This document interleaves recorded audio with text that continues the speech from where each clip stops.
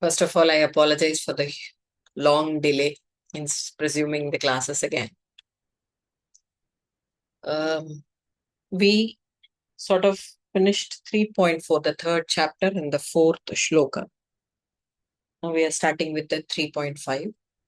Without much ado, we will chant the shloka.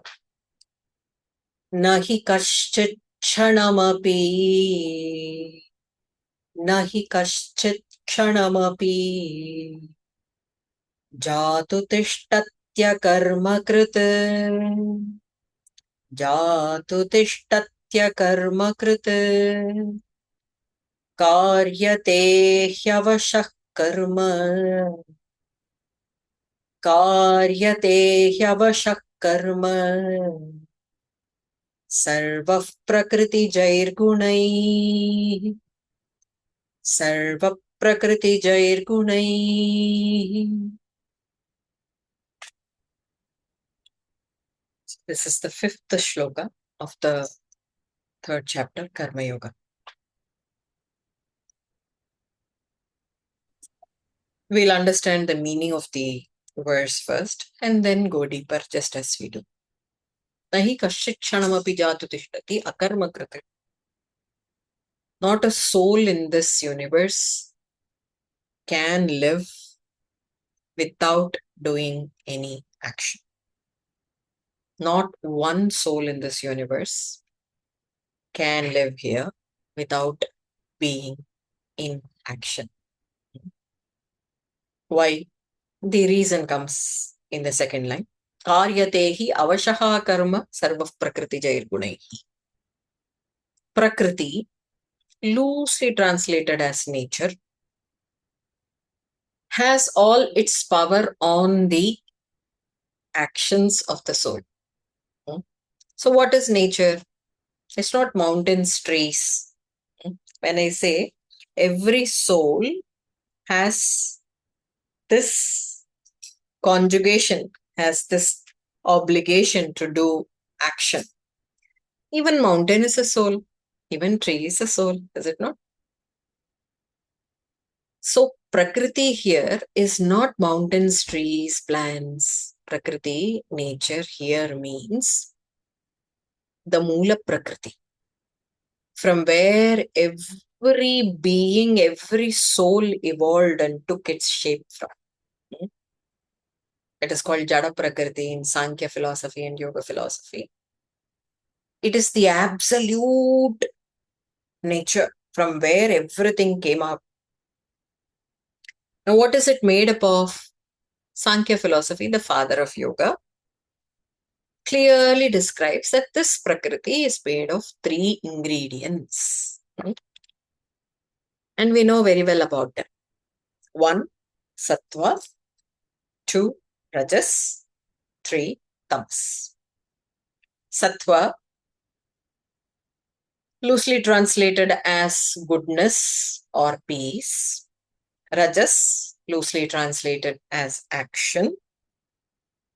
Tamas is loosely translated as inertia.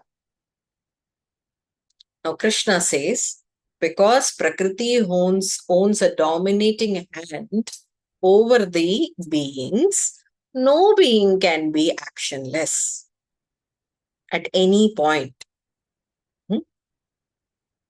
For example, if someone is sleeping, sleep is also an action, is it not? For example, the mountain is still, is it not? And that does not mean mountain is not doing any action or is not in actionless state. The mountain is resisting all the action. Hence, mountain is also in action.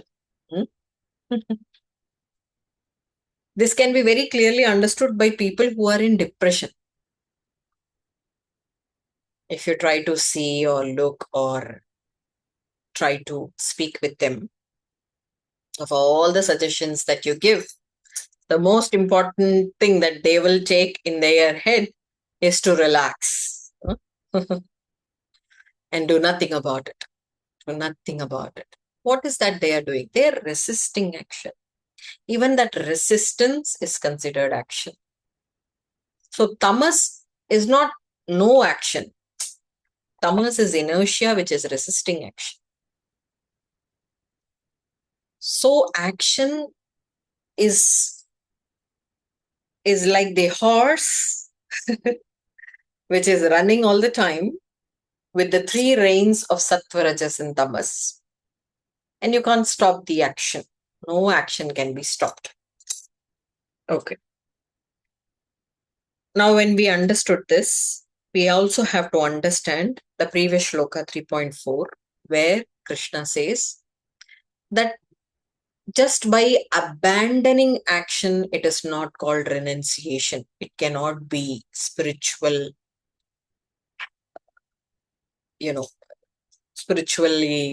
spiritual progress. Just by abandoning the action, you cannot attain spiritual progress.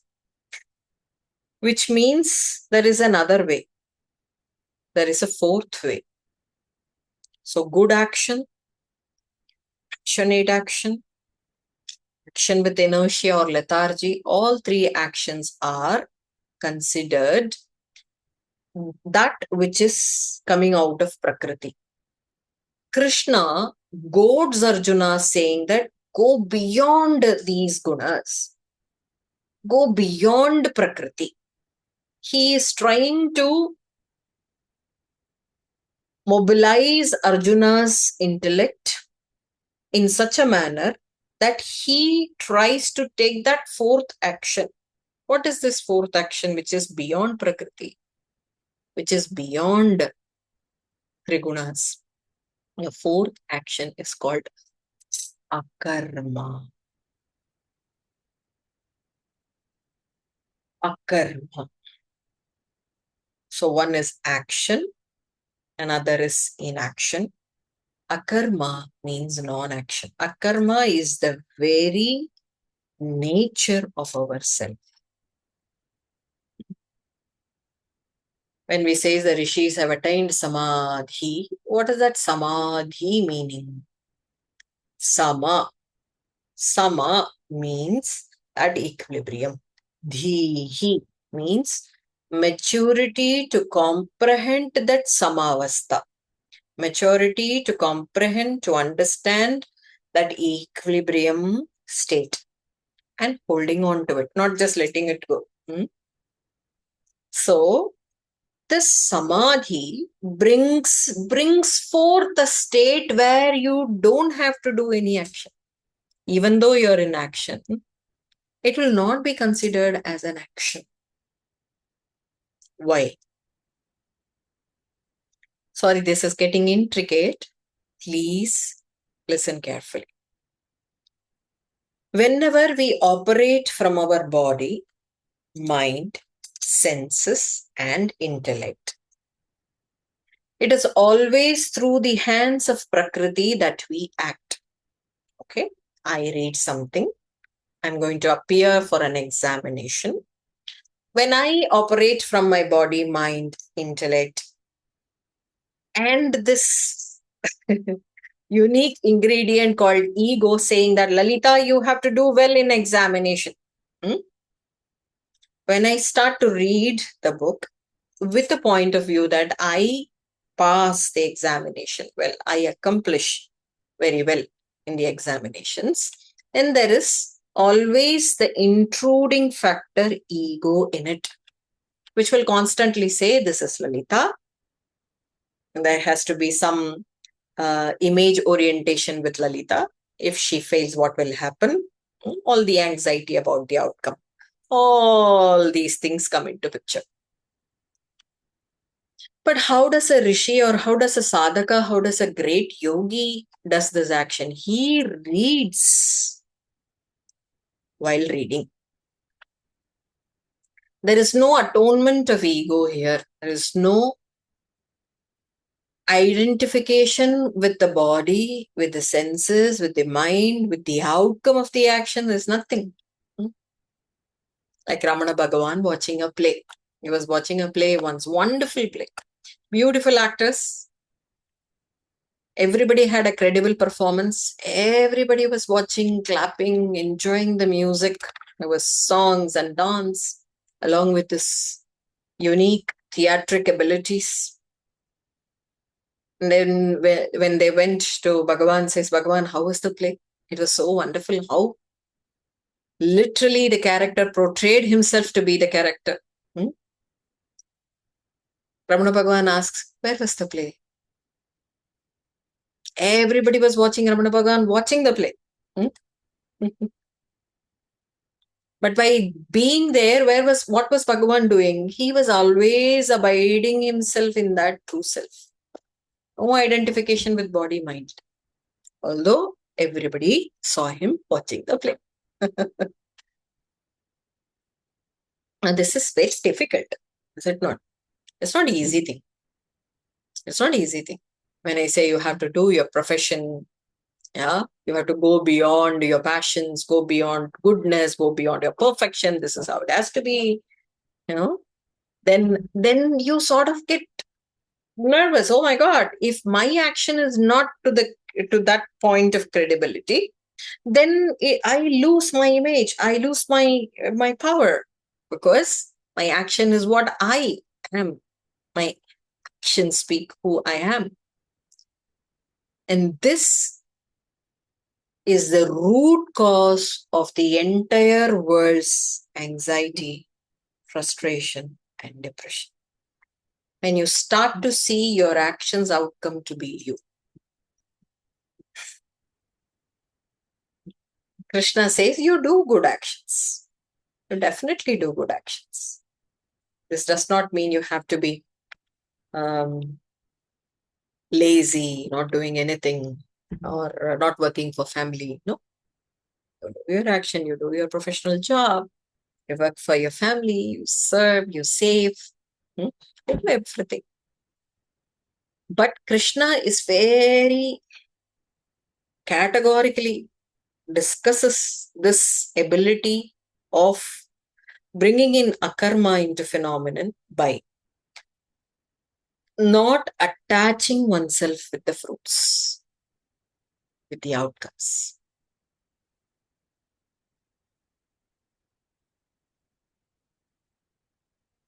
I used to work in an institution.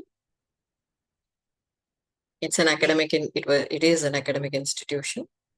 There are many research equipments. One research equipment, German made, called biopulsar reflexograph, captures the aura and the chakras and the energies in the chakras, and also provides data about 47 different vital organs of the body, how the energy is flowing through all those 47. So I was working with this machine for about 20 years now. So there were many stalwarts coming to the institution for taking their own oral picture, where people are curious how I am from within, So there was a cricketer who came, and I took his readings. Wonderful, excellent, and what do you call as equipoise, That's the kind of aura and the energies that he displayed on his graph sheet.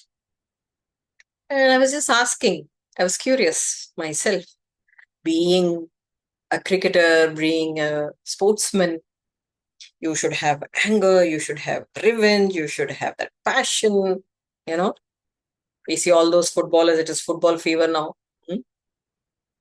How they act and how they do, how they are in their personal life. Everything is very placid now, because of social media. Thanks to that, nothing is personal now. But this wonderful cricketer had a different aura. So I was just asking, how is it you're so successful and at the same time could calm down all your nerves? And I was explaining the other things which are his physical deformities, and I was explaining them. But other than that, I was curious when I asked this question. He said, he's a batsman, obviously. He says, I never see the scoreboard while I play. I don't see the scoreboard. I play while I play. So that's the key, dear. This is what Gita says. You work, you enjoy the work while you are in the process. The outcomes and the actions of the uh, desired outcome, all those are pre-designed. You believe it or not. There are many motivational speakers saying that, oh, you can change your life if you have a better opinion, if you have a better attitude. No offense, but this is pre-designed. This life is pre-designed. I used to give an equation to all my yoga students that human efforts plus or minus Daivi factor is equal to outcome. Today morning, I was counseling a person who owns after school activities. She teaches German to kids. And I was mentioning this to her with an example. Look, you try to plan a dinner or a feast for about 20-30 people in your house. And you're so particular about things, how the forks should be, how the spoons should be, how the napkins should be, what amount of ingredients should be in the delicacies, what is the proportional ratio. You do every single plan. And you know what should be done previously, not on the same day, because you can definitely do things one day before and then refrigerate it, so that you can spend a little more time with your guests. So you do all the plan. Suddenly on that night, people couldn't arrive. They are stuck in traffic. They are coming late at around 10 p.m. when you're supposed to leave the kitchen and sleep. Or sometimes the lights are off. That's the case in India. We get many power cuts. So, not every action will occur in the same manner how you have designed in your brain. Not one action will occur like that. So there is a Daivi factor, there is a divine intervention. When I say divine intervention, everybody understands this to be something magical, something powerful, something positive. Believe me, divine intervention can be negative too, negative in your terms. For him, it is something else. Hence, while you finish the dinner with all sorts of struggles around 11 p.m., the guests leave, and then you're overwhelmed by the work.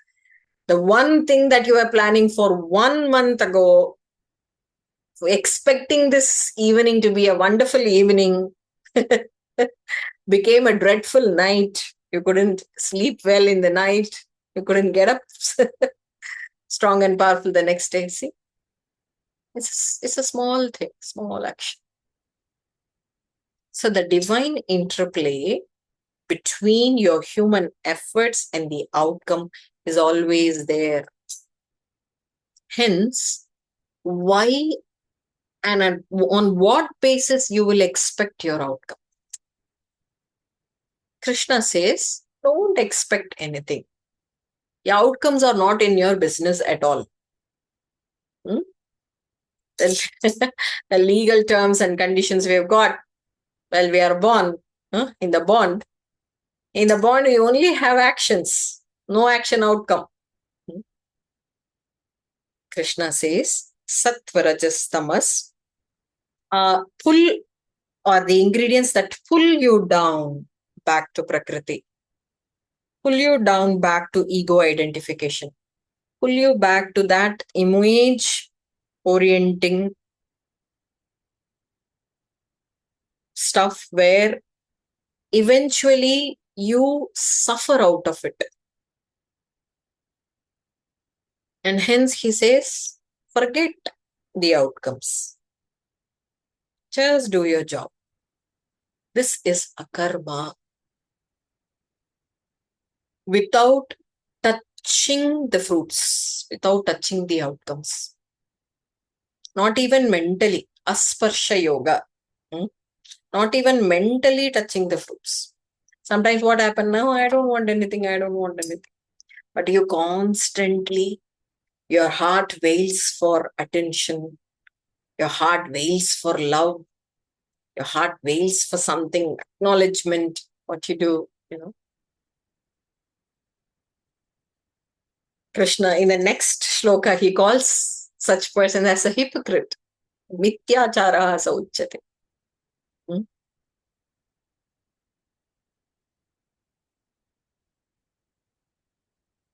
All the three gunas constantly prod you towards action. And your only sadhana should be introversion, asking who is doing the action? Who is this doer? Who is listening? Who is speaking? When you focus on that focal point of who, then there's all paraphernalia of identifying with your body, mind, senses, everything weans. Everything disappears. And you're back to that substratum, the underlying source beneath all your actions, mental, vocal, physical. And when you stick to the substratum, the actions start to flood from you, but you are not touching any of the action. The actions start to flood on its own spontaneously.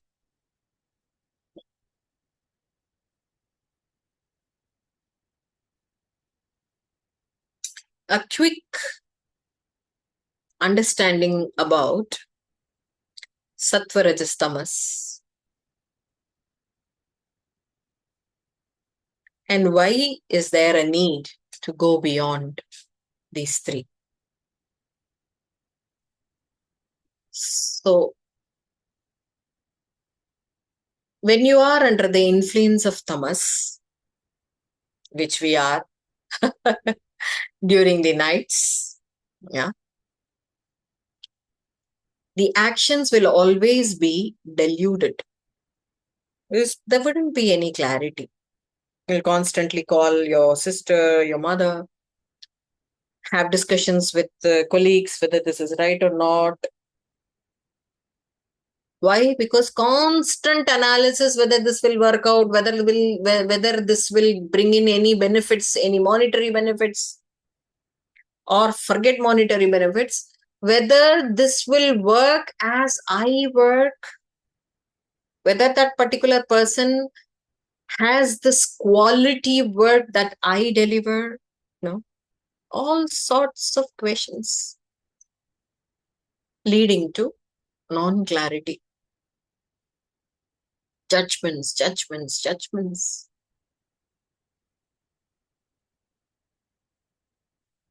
And when you start an action like this, with delusion, with confusion, with doubts about people around, whether they will be able to carrying out things. Oh my God, I am the one who is going to deliver all the actions after all. I have to mobilize, I have to monitor. When such things happen, no action will bring in joy. Either it will bring in a negative outcome, a loss, or you will continue doing the action, always scared about how will it go, how will it go, how will it go.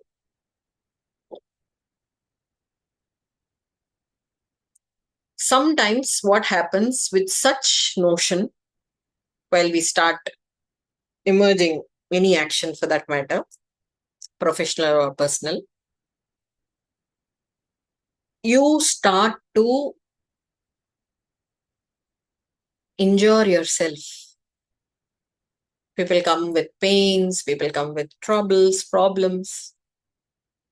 No troubles and problems in this world are created by any person outside any circumstances, not because of your bad childhood, my dears, not because of your nagging husband or boyfriend or non-cooperative colleagues. No, no, no, no, no, a big no.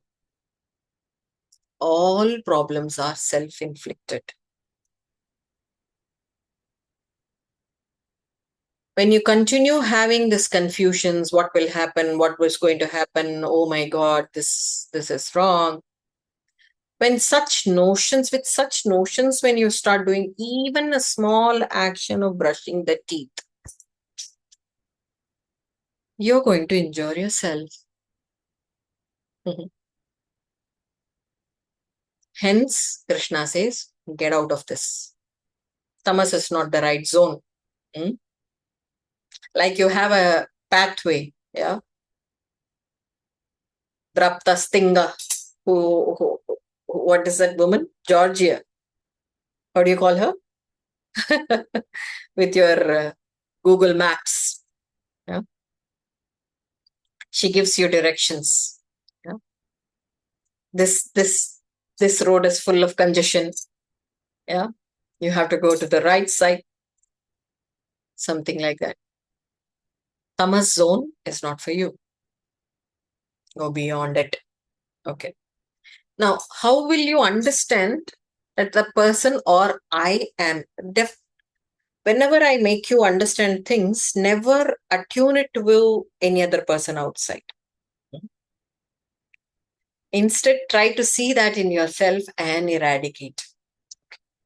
So, see whether you have these characteristics in you and try to eradicate. One is laziness. You try to postpone things. When you try to postpone things, and this is tamas, this is just not inability to do. It is tamas because you're all the time fearing for the action to get accomplished in the right manner. So laziness, drowsiness, sleepy, resistance. As I said, mountain is also doing action, resisting movement. Resistance to any movement is also tamas. Incapacity or dullness, not willing to face any problem. Instead shutting down or a way of escapism. Mhm. This is completely tamas.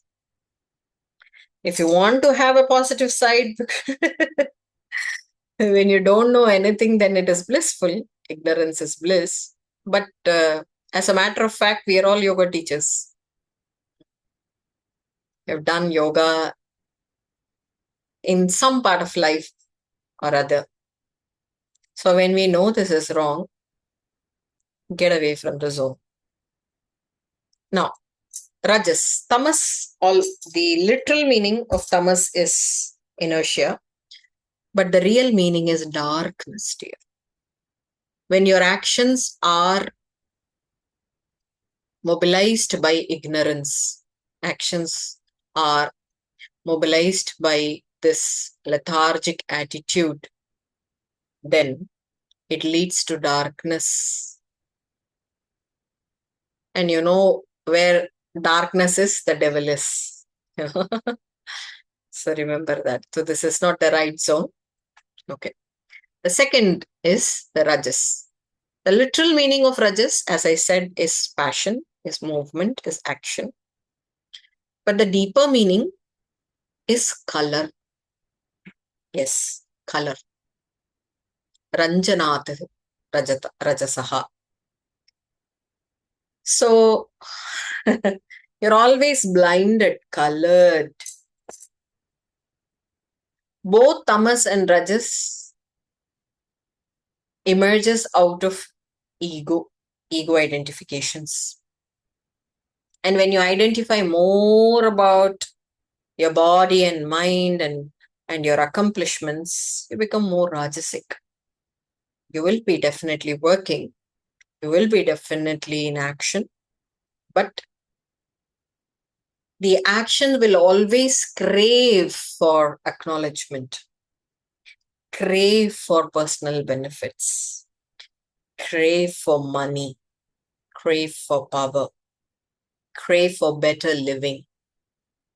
Better living?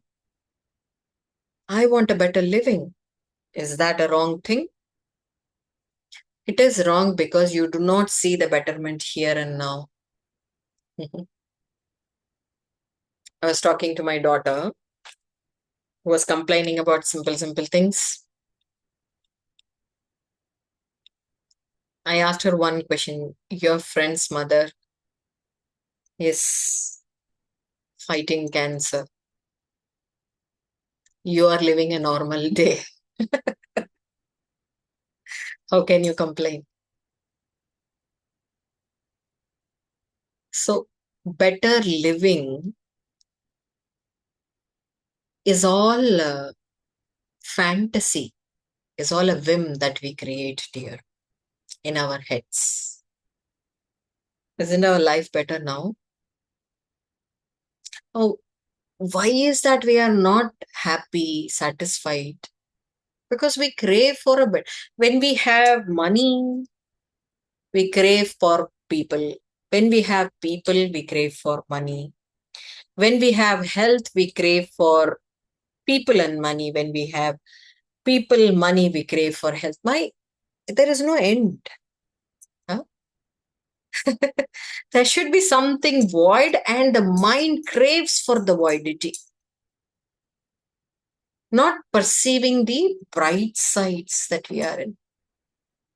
And this occurs because of color, rajas. Why? Because I am good. I deserve all good. And this occurs with desires, ego. Hence, Buddha Bhagavan also says that root cause of all misery is desire. Burn the desires.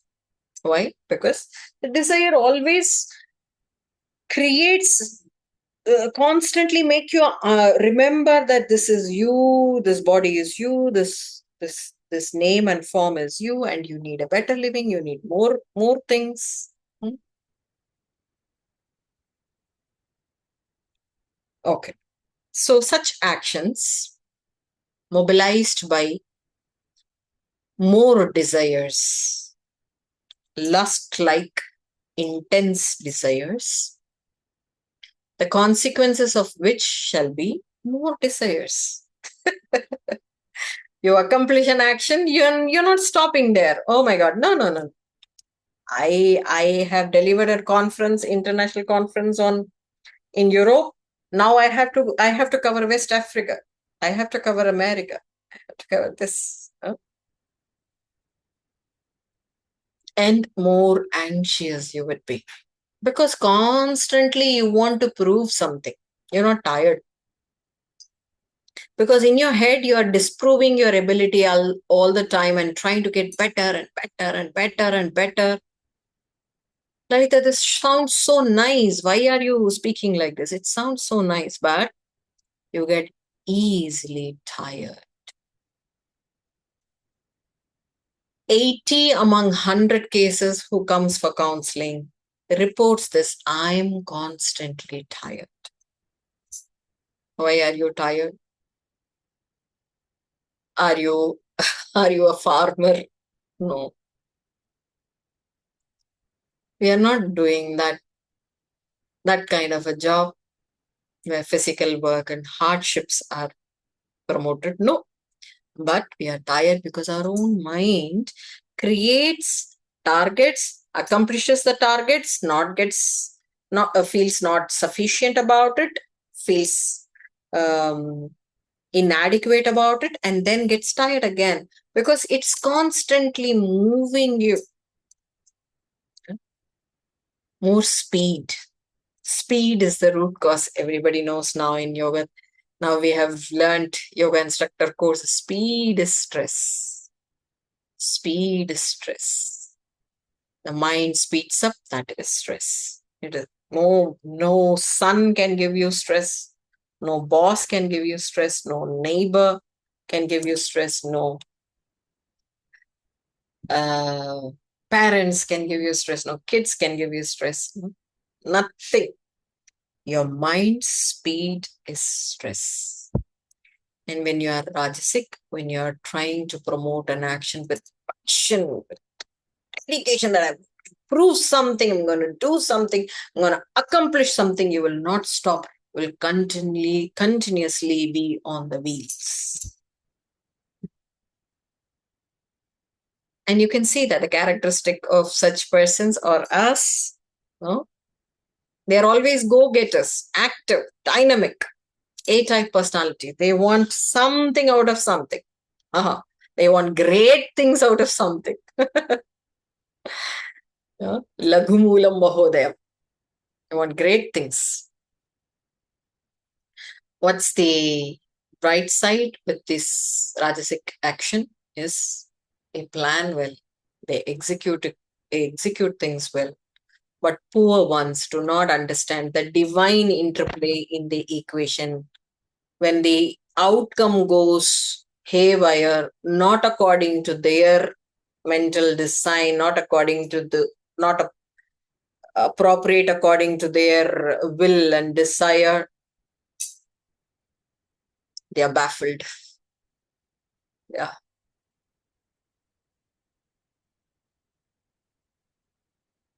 So execution planning is all fine. But how are you taking this life to be? Yes. These are the ones like those, like the fox, the grapes are sour. They also try to deny very quickly, get away from things and try to do different things. Yeah. You speak to such people, they'll be holding diploma of all fields. This one, that one, this one, that one. And eventually, not well versed, not accomplished, not does not get that satiety out of one particular field's expertise. They don't get that satiety. Anyways, third one is sattva. This is the action which has been ordained by yogic scriptures, all Vedic scriptures, that you have to be in sattva. Why? Sat means existence. If you see the term existence and equate body into it, how long the body can exist? 80, 90, 100 years, 106. Mind. Equate mind into the word of existence. Oh my God. Within a flick of my eyeball, the mind exists, doesn't exist, mind runs away, mind comes back. This will not go into that equation existence at all. Okay, senses. How long the senses can exist? How is its durability? Nothing. I've seen people wearing specs and new eyes, even in 20s. Yeah. People can hardly listen sometimes. So when you say existence, sat, it is never equated to your body, mind, senses, or any other layer. Sat means pure existence beyond body, mind, intellect. That which exists. Which exists even when the body or the mind or the senses leave the system. What exists?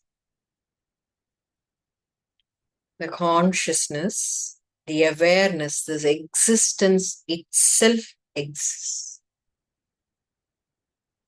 And that Sat Tvam means the nature of existence. So when you introspect, who am I? Who is speaking? Who is wanting this acknowledgement? Who is listening? Why am I listening? Am I listening to the Lord just because I have to gain wisdom? Or am I into that core, pure existential layer itself? All the other things are acting as mechanisms to move into that state. That is Sattva. This is the real meaning. And whatever you do from that core existential feeling, whatever action flood out, whatever action emerges out, will be good, will be righteous. Hence the loosely translated term righteousness or good actions, goodness.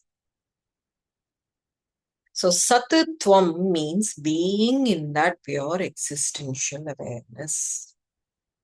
So when you are here, what happens? There is no special attention to your kid because it is your kid. There is no hatred towards your in-laws because they have something done, done something wrong to you. Because the identity of being in the body, name, and form disappears when you are in the state of pure existence. There's no special love, there's no special hatred. Everything is neutral.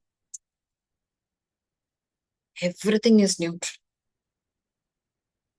Hence, such persons are always athavasam shantehe akrita sukritanam asulabham navam bodhashyamam pradinanayanam kaladharam. I remembered Valmiki Ramayana suggests that Ram was sitting underneath the tree. After all, the kingdom is lost. The parents treated him bad. Get out of the kingdom. You be in the jungle for 14 years. What? He was just 25-year-old. Just like our own lad. But this guy is sitting underneath the tree with all the calmness. The calmness once had a doubt. Oh my God, whether am I calm? I'm still anxious. I can't find calmness in me. I am calmness. I can't find calmness in me. Why am I anxious? Why am I anxious? And then just peeped. Ram was sitting underneath a tree and then thought, okay, I'll get into him to find the calmness. Atha avasam shantehe. Then the shanti, the calmness went inside Rama and felt peaceful, felt at home. That's how Valmiki describes. Which means how calm this guy should be. How perfectly equipoised he should be. The shanti, the calmness is finding reservoir, finding its home in him. Why? Because Valmiki again says in other dimension, in the other kanda, where he says, Atmavana, he is Atmajnani. He realizes his supreme self. And all the actions that he does is by abiding in that self, he does the action. Hence, when you see such people, You feel like, okay, let me be there with them a bit more. Let me sit by them. Let me look at them. Such jnanis, such karma yogis, such jnana yogis revel in calmness, revel in shanti, and reveal calmness, reveal shanti.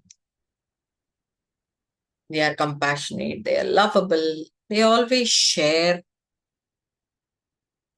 and they have perfect control over senses.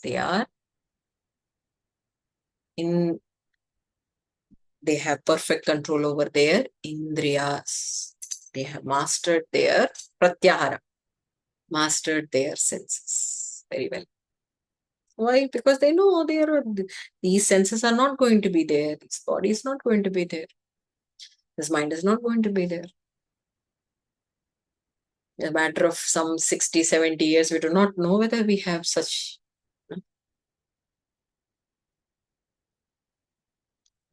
So, coming back to Bhagavad Gita from Valmiki Ramayana,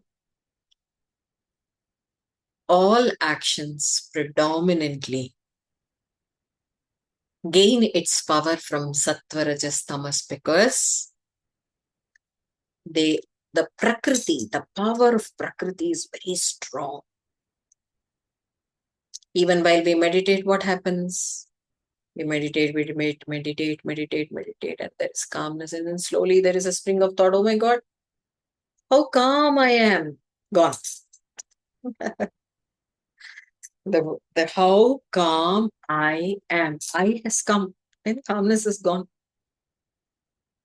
So the power of Prakriti is very strong. It pulls you back to that ego identification. It pulls you back down to bodily identification.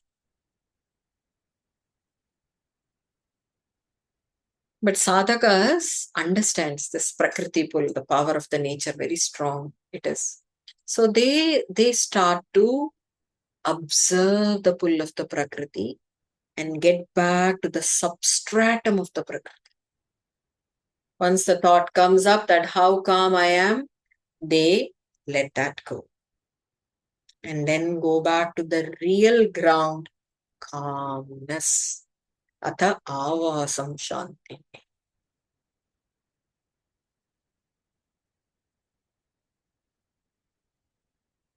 Hence, by being in this ego identification, by being in this name and form identification, it is going to be very difficult without doing any action. You will be doing action. What is wrong in doing action? Because they will bind. The more you do actions, the actions will bind you. They will bring in karma. When the karmas are a lot, you have to get another birth.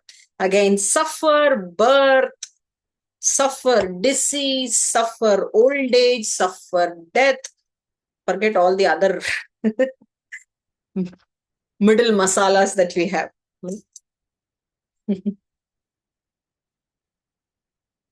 So every action that we do will bind you, will bring in more karmas.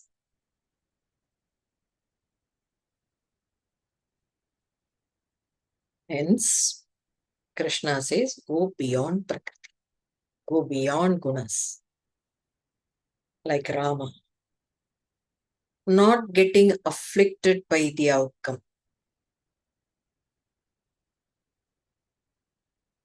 That night of Chitrakuta, where Rama was sitting, surrounded by all his kinsmen, all the people of Ayodhya crazily crying, wanting him back to the kingdom. All three mothers are crying. This Kaikeyi, who was the reason for whom, because of whom he came back to jungle. She comes and pleads. She is crying. All the three mothers are crying. Dasharatha, the father, is no more. He left his mortal body. Bharata, the brother who owns the kingdom, is crying that he has to come back to the kingdom. The father-in-law, everybody. If at all we were there, what we will do? We'll say, okay, how many people are asking? Let me go back for their will and wish and rule the kingdom. And see how untouched he was. He was untouched by his actions. Hence, he had this clarity. This Satya is more important. Truth is more important than anybody's will and wish. There might be a million of people who want something. But this is against truth, because truth is dharma. Dharma upholds this universe. And he had that clarity. Is it not? Loke lokottare gunaihi, Valmiki says. He was in Prakriti, but he was beyond Prakriti. He was here, but he was beyond all these. He was ethereal. He was supreme, had these qualities. Not because he was God. If you're going to worship them as God, then you will light candles and then get away. Ask for some prayers. Do something good to me. Cleanse my sins. This is what we'll all be beggars all the time. But forget he is God for one moment. And just see him as a human. This is humanly possible. Hence he came as a human avatar, is it not? This is humanly possible. Why? Because we have to learn from him. We have to imbibe from him. Krishna taught with words all the lessons. Rama, with his charitra, with his life, he led his life and gave the lessons. So that's about Rama and Krishna. We'll close the session here. If you have any doubts, we will have it. Otherwise, I'll stop the recording now.